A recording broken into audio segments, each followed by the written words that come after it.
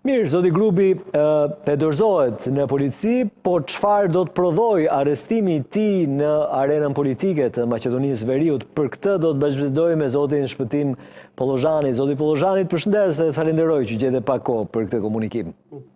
Përshëndes edhe ju bashkë me dëgjuesit, ju falenderit për ftesën. E kënaqësi. Tani, pyetja e parë i përket Artan Grubit edhe le themi ekspozimit të tij kundrejt forcave dhe drejtësisë, forcave të rendit dhe drejtësisë, pse u vedërzua ai?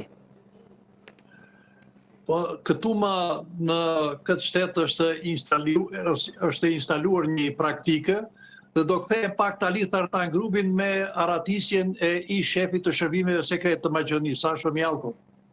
I njëjti edhe ai nga gjykata u dënue një herë me 12 vjet burg, pastaj përsëri për një vepër tjetër me 3 vjet burg dhe me një tjetër për një tjetër me 2 vjet burg.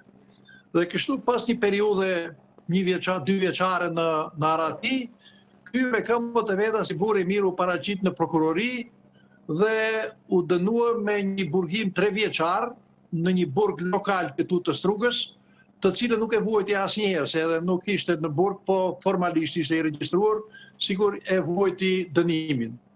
Po na përsëritet e njëjta praktik. Artan Grubi ishte në Arati, të themi në thonjëza, se dije vend ndodhja e tij në Shqipëri e në Kosovë, por derisa u arritën pazaret, ai nuk u dorëzua. Për çfarë pazari keni fjalën, zoti Pollozhani?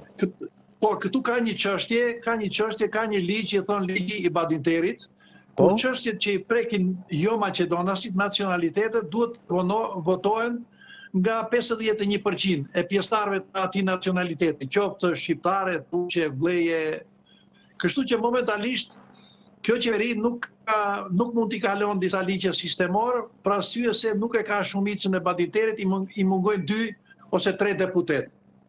Mund të jetë ky pazari kthimi i Grubit, i cili është i akuzuar për vepra shumë të rënda, sikurse që thatë ju, janë në pyetje keq përdorime milionëshe, llotaria shtetërore, blerja e aparateve për lojra të fatit, shitja një sipërfaqe të madhe të tokës shtetërore për nga 7 euro metër katrori, keq përdorimi i detyrës, kështu që ka 7-8 akuza, një lloj si ish shefi i shërbimeve sekrete.